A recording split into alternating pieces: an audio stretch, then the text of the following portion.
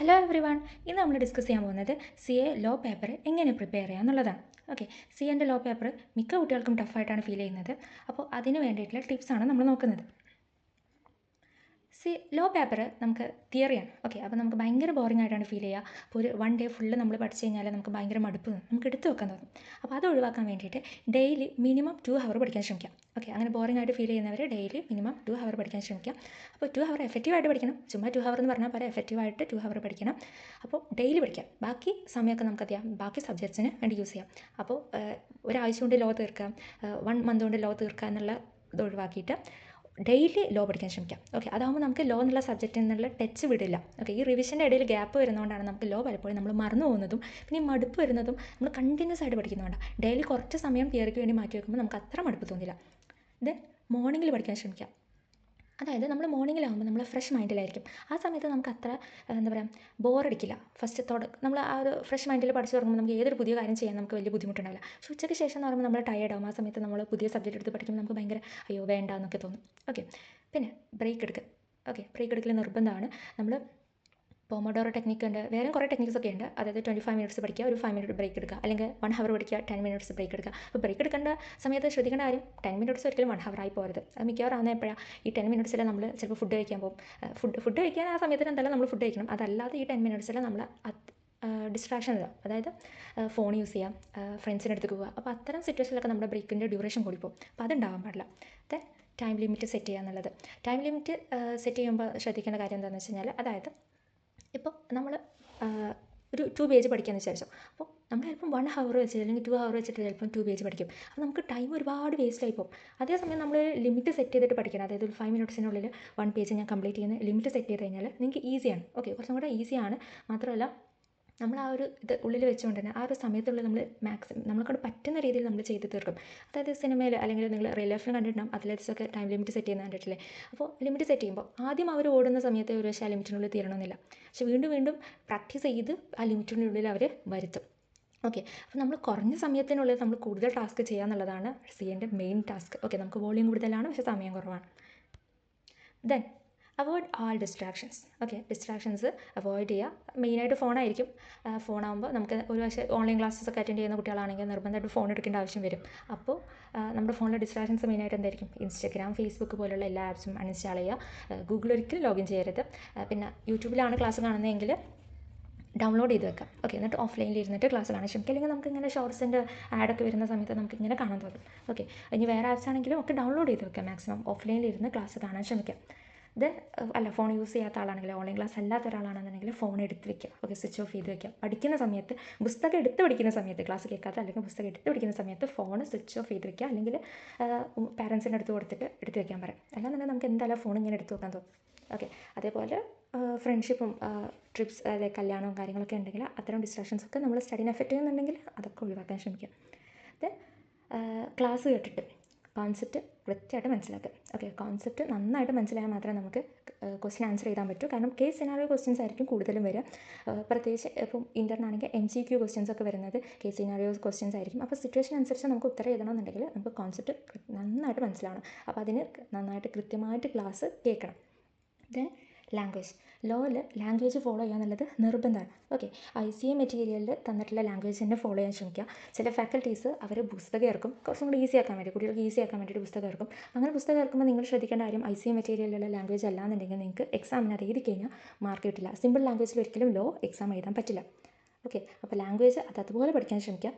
പിന്നെ ഡെഫിനിഷൻസ് ഒക്കെ പ്രത്യേകിച്ചും ഒരു തെറ്റില്ല, അത് അതുപോലെ പഠിക്കാൻ ശ്രമിക്കാം. ഫോർ എക്സാമ്പിൾ പറയുകയാണെങ്കിൽ കൺസിഡറേഷൻ്റെ ഒക്കെ ഡെഫിനേഷൻ അതുപോലെ പഠിക്കണം. ബാക്കിയുള്ള പ്രൊവിഷൻസിലൊക്കെ ഒരു ഈസൊക്കെ മാറിയെന്ന് വെച്ചിട്ട് വലിയ സീനൊന്നും ഉണ്ടാവില്ല, പക്ഷേ ഡെഫിനേഷൻസ് ഒക്കെ അതുപോലെ പഠിക്കാൻ ശ്രമിക്കാം. Then question answer practice. മിക്ക കുട്ടികളും ചെയ്യുന്നൊരു പരിപാടിയാണ്, പ്രൊവിഷൻസ് ചുമ്മാ അങ്ങ് ബൈഹാർട്ട് അങ്ങനെ പഠിച്ചു പോകും. എന്നിട്ടൊരു ക്വസ്റ്റ്യൻ വരുമ്പോൾ അവർക്ക് എഴുതാൻ അറിയില്ല, ആ ക്വസ്റ്റ്യന് ഇന്നതാണ് ആൻസർ എന്നറിയില്ല. അപ്പോൾ അത് ഒഴിവാക്കാൻ വേണ്ടിയിട്ട് മാക്സിമം നിങ്ങൾ എന്ത് ചെയ്യുക, ക്ലാസ് കേൾക്കുക, കോൺസെപ്റ്റ് മനസ്സിലാക്കുക, എന്നിട്ട് ക്വസ്റ്റ്യൻ ആൻസർ അങ്ങനെ പ്രാക്ടീസ് ചെയ്ത് പഠിക്കുക. ഓക്കെ, അങ്ങനെ ആകുമ്പോൾ നിങ്ങൾക്ക് കുറച്ചും കൂടി ഈസി ആയിരിക്കും എക്സാം എഴുതാൻ വേണ്ടിയിട്ട്. മറ്റേത് പ്രൊവിഷൻ നമ്മൾ പഠിച്ചു വയ്ക്കും, പക്ഷേ എക്സാമിന് വരുമ്പോൾ ഏത് പ്രൊവിഷനാണ് ഇതിന് എഴുതണ്ടേ, പിന്നെ ചിലപ്പം 4-5 പ്രൊവിഷൻസ് റിലേറ്റഡ് ആയിട്ടുണ്ടാവും. ഓക്കെ, അതെല്ലാം എഴുതണോ എന്നാലേ മാർക്ക് കിട്ടുള്ളൂ, അങ്ങനത്തെ ഡൗട്ട്സ് ഒക്കെ വരും. പിന്നെ നമുക്ക് ചിലപ്പം പ്രൊവിഷൻ അറിയണ്ടാവും, പക്ഷേ നമുക്ക് ഫാക്റ്റും പ്രത്യേകിച്ച് കൺക്ലൂഷൻ എഴുതാൻ അറിയാത്ത ഒരവസ്ഥയൊക്കെ വരാറുണ്ട്. കൺക്ലൂഡ് ചെയ്യാനും നമുക്കറിയില്ല. അപ്പോൾ അത്തരം സിറ്റുവേഷൻസ് ഒക്കെ ഒഴിവാക്കാൻ നമ്മൾ എന്ത് ചെയ്യണം, ക്വസ്റ്റ്യൻ ആൻസർ പ്രാക്ടീസ് ചെയ്ത് വേണം ലോ പഠിക്കാൻ. ഓക്കെ, അത് മിക്ക കുട്ടികളും പ്രോബ്ലം പേപ്പറിന് മാത്രമേ ക്വസ്റ്റ്യൻ പ്രാക്ടീസ് ചെയ്യാറുള്ളൂ. പക്ഷെ അങ്ങനെയല്ല, ലോക്ക് എന്നല്ല എല്ലാ സബ്ജക്റ്റിനും നമ്മൾ ക്വസ്റ്റ്യൻ ആൻസർ പ്രാക്ടീസ് വേണം. ദെൻ എല്ലാ ഇമ്പോർട്ടൻ്റ് ആയിട്ടുള്ള സെക്ഷൻസ് പഠിക്കാൻ ശ്രമിക്കുക. ഓക്കെ, ഈ സെക്ഷൻ കോട്ട് ചെയ്തില്ലെങ്കിലും കുഴപ്പമില്ല. കോട്ട് ചെയ്ത് കഴിഞ്ഞാൽ അത് തെറ്റില്ല എന്ന് 100% ഉറപ്പ് വേണം. തെറ്റിക്കഴിഞ്ഞാൽ ഫുൾ മാർക്സ് ലൂസ് ആവും. ഓക്കെ, എഴുതിയെന്ന് വിചാരിച്ചിട്ട് എക്സ്ട്രാ മാർക്കൊന്നും തരില്ല. പക്ഷേ ഇമ്പോർട്ടൻറ്റ് സെക്ഷൻസ് കോട്ട് ചെയ്യുന്നത് ഒരു ഇമ്പ്രഷൻ കിട്ടും. Okay, then sticky notes. Okay, നമ്മൾ ക്ലാസ് എടുത്തുകൊണ്ടിരിക്കുമ്പോൾ നമുക്ക് ചിലപ്പം ഭയങ്കര ടെക്നിക്കൽ വേർഡ്സ് ഒക്കെ ഉണ്ടെങ്കിൽ അതിൻ്റെ മീനിങ് ഒക്കെ എഴുതി വെച്ച് കഴിഞ്ഞാൽ നമുക്ക് പഠിക്കുന്ന സമയത്ത് കുറച്ചും കൂടി ഈസി ആയിരിക്കും. ഇല്ലാന്നുണ്ടെങ്കിൽ പഠിക്കുന്ന സമയത്ത് നമ്മൾ ചുമ്മാ ബൈ ഹാർട്ട് പഠിക്കും, ആ വേർഡ് നമ്മൾ മറന്നു പോകും. ഓക്കെ, അപ്പോൾ മീനിങ് ഒക്കെ എഴുതി വെക്കുക. സ്റ്റിക്കി നോട്ട്സ് യൂസ് ചെയ്യണമെന്ന് ചോദിച്ചു കഴിഞ്ഞാൽ അത് ഡിപ്പെൻസ് ആണ്. ഓക്കെ, സ്റ്റിക്കി നോട്ട് യൂസ് ചെയ്താലും യൂസ് ചെയ്തില്ലെങ്കിലും CA പാസ്സാവും. ഓക്കെ, അത് നമ്മുടെ എങ്ങനെയാണ് നമ്മുടെ പഠിക്കുന്ന രീതി അല്ലെങ്കിൽ നോട്ട്സ് ചെയ്തേണ്ട രീതി എങ്ങനെയാണെന്നൊക്കെ നമ്മളാണ് തീരുമാനിക്കുന്നത്. അത് എഴുതിയെന്ന് വിചാരിച്ചിട്ട് പാസ്സാവണം നിർബന്ധമൊന്നുമില്ല.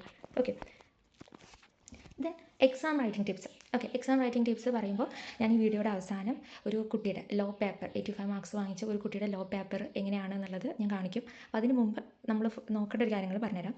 Okay, first of all language അതിൻ്റെ ഫോളോ ചെയ്യണം. കാരണം സെയിം ലാംഗ്വേജ് ഫോളോ ചെയ്താൽ മാത്രമേ ലാംഗ്വേജ് ഫോളോ ചെയ്താൽ മാത്രമേ നമുക്ക് മാർക്ക് കിട്ടുള്ളൂ.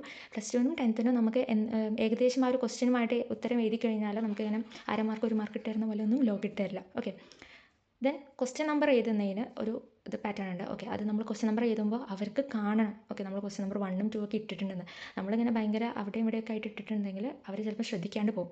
ഓക്കെ, പിന്നെ SLCക്കും +2നൊക്കെ നമുക്ക് റിവാലുവേഷൻ ഉണ്ടെങ്കിലും ഇതിന് റിവാലുവേഷൻ ഉണ്ട്, പക്ഷേ അതത്ര എഫക്റ്റീവ് ആയിട്ടല്ല. റിസൾട്ട് വരുമ്പോൾ മിക്കവാറും കുട്ടികൾക്ക് അത് മാർക്ക് കൂടാറില്ല.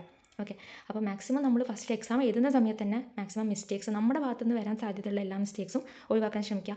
അവർക്ക് പേപ്പർ നോക്കാൻ ഈസി ആക്കി കൊടുക്കുക, അതാണ് മെയിനായിട്ട് വേണ്ടത്. ഇല്ല, അവർ കുറഞ്ഞ സമയം പേപ്പറിൽ ഇൻവെസ്റ്റ് ചെയ്യുള്ളൂ. അപ്പോൾ നമ്മൾ മാക്സിമം ഈസി ആക്കി കൊടുത്താൽ മാത്രമേ അവർ ടിക്ക് എടുത്തുള്ളൂ. ഇല്ലാന്നുണ്ടെങ്കിൽ അവരിങ്ങനെ ജസ്റ്റ് നോക്കിപ്പോവും. ചിലപ്പോൾ ചില ക്വസ്റ്റ്യൻ ആൻസേഴ്സ് ഒക്കെ മിസ്സായി പോകും, നമ്മൾ ക്വസ്റ്റ്യൻ നമ്പർ കറക്റ്റായിട്ട് ഇട്ടില്ല എന്നുണ്ടെങ്കിൽ. Then as per according to എന്നൊക്കെ പറഞ്ഞിട്ട് നമുക്ക് പ്രൊവിഷൻ സ്റ്റാർട്ട് ചെയ്യാം. ഓക്കെ, അത് ഏത് വേണമെങ്കിലും നിങ്ങൾക്ക് യൂസ് ചെയ്യാം.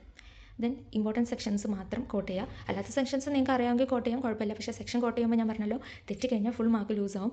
അപ്പോൾ 100% ഉറപ്പുണ്ടെങ്കിൽ മാത്രം സെക്ഷൻ കോട്ട് ചെയ്യുക. ഇല്ലാന്നുണ്ടെങ്കിൽ അക്കോർഡിംഗ് ടു ആസ് പെർ ഇന്ന ലോ എന്ന് പറഞ്ഞിട്ട് മാത്രം എഴുതാൻ ശ്രമിക്കുക. ലോൻ്റെ ഇയറും മിക്കവാറും ക്വസ്റ്റ്യനിൽ തന്നിട്ടുണ്ടാവും. ഓക്കെ, കേസ് സിനാറിയോ ക്വസ്റ്റ്യൻസിൽ എന്തായാലും തന്നിട്ടുണ്ടാവും. ദെൻ ഹാൻഡ് റൈറ്റിംഗ് കാണാൻ ഭയങ്കര ഭംഗി വേണം അങ്ങനെ നിർബന്ധമൊന്നുമില്ല. ഓക്കെ, വായിക്കാൻ കിട്ടിയാൽ മതി, ഉള്ളത് നീറ്റായിട്ട് വായിക്കാൻ കിട്ടിയാൽ മതി. അയ്യോ എൻ്റെ ഹാൻഡ് റൈറ്റിംഗ് കൊള്ളില്ലല്ലോ, എനിക്ക് മാർക്ക് പോവുക, അങ്ങനെ പേടിയൊന്നുമില്ല, അങ്ങനത്തെ ഇമ്പ്രഷനൊന്നുമില്ല. ഉള്ളത് നീറ്റായിട്ട് നല്ല വായിക്കാൻ പറ്റുക, അതായത് വേറൊരാൾക്ക് നമ്മളല്ലാതെ വേറൊരാൾക്ക് വായിക്കാൻ പറ്റുന്ന രീതിയിൽ എഴുതാൻ ശ്രമിക്കുക. ഓക്കെ, അതായത് ചില കുട്ടികൾക്ക് ഹാൻഡ് റൈറ്റിംഗ് ഇങ്ങനെ കാണുമ്പോൾ നല്ല ഭംഗിയായിരിക്കും. ഓക്കെ, കാണുമ്പോൾ ഒരു സ്ട്രക്ചർ ഇങ്ങനെ കാണുമ്പോൾ നല്ല ഭംഗിയായിരിക്കും, പക്ഷേ വായിക്കാൻ കിട്ടില്ല. കാരണം അവർക്ക് അവരുടേതായ ഒരു പ്രത്യേക സ്റ്റൈലായിരിക്കും അവർ എഴുതിയിട്ടുണ്ടാവുക. ഒരു കേഴ്സീവ് ലെറ്റർ എഴുതുമ്പോൾ ശ്രദ്ധിക്കേണ്ട കാര്യം, ചില ലെറ്റേഴ്സ് വേറെ ലെറ്ററായിട്ട് ഫീൽ ചെയ്യാൻ സാധ്യതയുണ്ട്. അപ്പോൾ അത്തരം മിസ്റ്റേക്സ് ഒക്കെ ഒഴിവാക്കാൻ ശ്രമിക്കുക. ഓവർ സ്റ്റൈലായിട്ട് എഴുതി കഴിഞ്ഞാൽ കാണാൻ ഭംഗിയുണ്ടാവും, പക്ഷേ വായിക്കാൻ കിട്ടില്ല. വായിക്കാൻ കിട്ടുക എന്നുള്ളതാണ് മെയിൻ. ഓക്കെ, പേപ്പർ നോക്കുന്ന ആളെ സംബന്ധിച്ച് നിങ്ങളുടെ ആർട്ട് വർക്കിനല്ല, നിങ്ങൾ എഴുതി പോയിൻറ്റ്സിനാണ് mark. Then case scenario questions answer ചെയ്യുമ്പോൾ ഈ ഒരു ഫോമാറ്റിലാണ് നമ്മൾ എഴുതേണ്ടത്. പ്രൊവിഷൻ ആദ്യം എഴുതുക. ഓക്കെ, ആ ക്വസ്റ്റ്യൻ നന്നായിട്ട് വായിക്കുക, സിറ്റുവേഷൻ മനസ്സിലാക്കുക. എന്നിട്ട് ഏത് പ്രൊവിഷനാണ് അതിനായിട്ട് റിലേറ്റഡ് ആയിട്ടുള്ളത് എന്ന് എഴുതുക. റിലേറ്റഡ് ആയിട്ടുള്ള എല്ലാ പ്രൊവിഷൻസും ചിലപ്പോൾ എഴുതേണ്ടി വരും. ഓക്കെ, ചിലപ്പം അതിൻ്റെ നോർമൽ കേസ് ഉണ്ടാവും, സ്പെഷ്യൽ കേസ് ഉണ്ടാവും. അപ്പോൾ നോർമൽ കേസ് ആദ്യം എഴുതിയിട്ട് സ്പെഷ്യൽ കേസ് എഴുതണം പ്രൊവിഷനിൽ. ദെൻ ഫാക്ടർ അനാലിസിസ് എന്ന് പറയുമ്പോൾ ക്വസ്റ്റ്യനിൽ, അതായത് എന്താണ് സിറ്റുവേഷൻ എന്നുള്ളത് ചുരുക്കി എഴുതുക എന്നുള്ളത്. അതായത് ക്വസ്റ്റ്യൻ എന്താണോ അത് നമ്മുടെ ലാംഗ്വേജിൽ ചുരുക്കി എഴുതുക. ഓക്കെ, അതായത് പൊട്ട ഇംഗ്ലീഷ് ആവരുത്, അത് എന്താണോ ക്വസ്റ്റ്യൻ തന്നിട്ടുള്ളത് അത് ചുരുക്കി എഴുതുക. ദെൻ കൺക്ലൂഷൻ, എന്താണോ ക്വസ്റ്റ്യൻ ചോദിച്ചിട്ടുള്ളത് അതിൻ്റെ കൺക്ലൂഡ് ചെയ്തിട്ട് ആൻസർ എഴുതുക. ഓക്കെ, അത് ഓരോ ക്വസ്റ്റ്യനെ ഡിപ്പെൻഡ് ചെയ്ത് മാറിക്കൊണ്ടിരിക്കും. കൂടുതലും കേസ് സിനാറിയോ ക്വസ്റ്റ്യൻസ് ആയിരിക്കും വരിക. നമുക്ക് പഠിക്കുമ്പോൾ തോന്നും കേസ് സിനാറിയോ ക്വസ്റ്റ്യൻസ് ആണ് ടഫെന്ന്, പക്ഷേ എക്സാം എഴുതുമ്പോൾ നമുക്ക് മനസ്സിലാവും കേസ് സിനാറിയോ ക്വസ്റ്റ്യൻസ് ആണ് നമുക്ക് അറ്റൻഡ് ചെയ്യാൻ എളുപ്പം.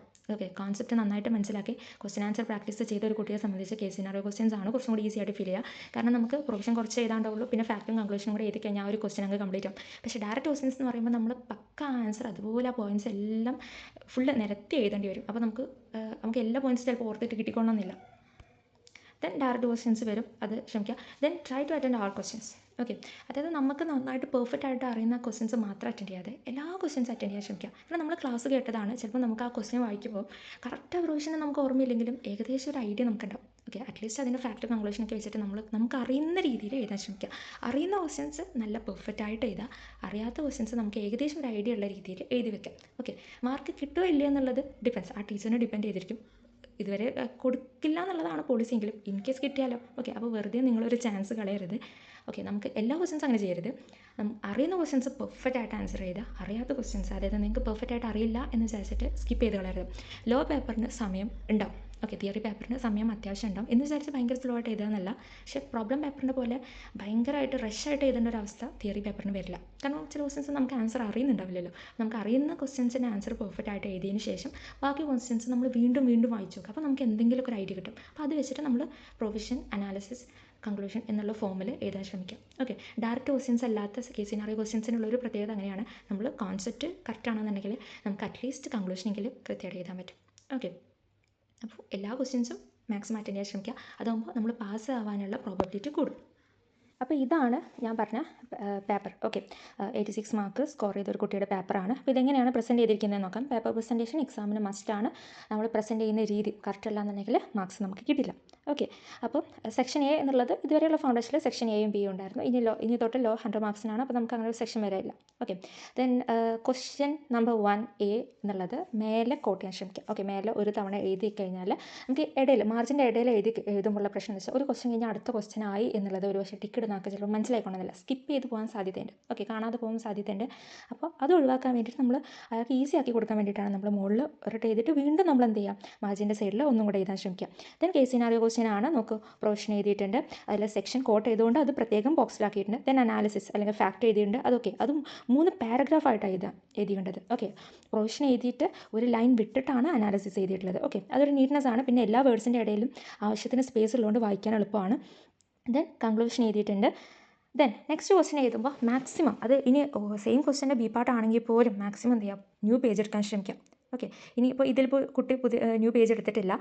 അപ്പോൾ എന്ത് ചെയ്യുക, എന്തായാലും എന്ത് ചെയ്യുക, ഒരു ലൈൻ വരച്ചിട്ട്, ഓക്കെ, ഒരു ലൈൻ വരച്ചിട്ട് അതിൻ്റെ പാർട്ട് ചെയ്തിട്ട് മാത്രമേ നെക്സ്റ്റ് ക്വസ്റ്റ്യൻ്റെ ആൻസർ എഴുതാൻ പാടുള്ളൂ. ഇല്ലെങ്കിൽ അത് സ്കിപ്പ് ചെയ്ത് പോകാനുള്ള സാധ്യത കൂടുതലാണ്. അപ്പോൾ നിർബന്ധമായിട്ടും ഒന്നുകിൽ ലൈൻ വരക്കുക, പറ്റുമെങ്കിൽ എന്ത് ചെയ്യുക, പുതിയ പേജ് എടുക്കാം. ഓക്കെ, ഇനി ഒരു ലൈന് മാത്രമേ നമ്മൾ എഴുതിയിട്ടുള്ളൂ. ലാസ്റ്റ് ക്വസ്റ്റ്യൻ നമ്മൾ എഴുതി വന്നപ്പോൾ ഒരു ലൈൻ അല്ലെങ്കിൽ ഒരു വേർഡ് മാത്രമേ എഴുതിയിട്ടുള്ളൂ, കുഴപ്പമില്ല, ന്യൂ പേജ് എടുക്കാം, ഒരു പ്രശ്നവുമില്ല. നമുക്ക് എത്ര അഡീഷണൽ ഷീറ്റ്സ് വേണമെങ്കിലും കിട്ടും.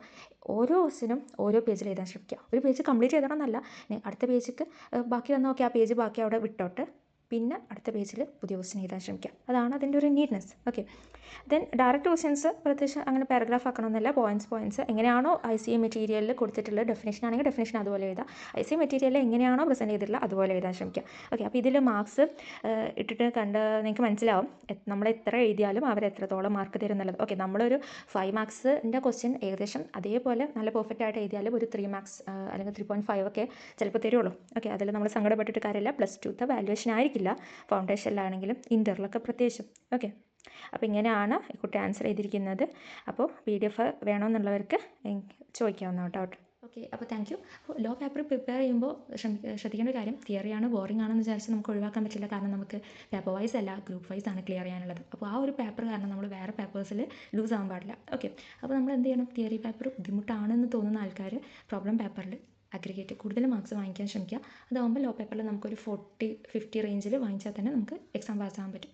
ഓക്കെ, അപ്പോൾ thank you. Have A nice day.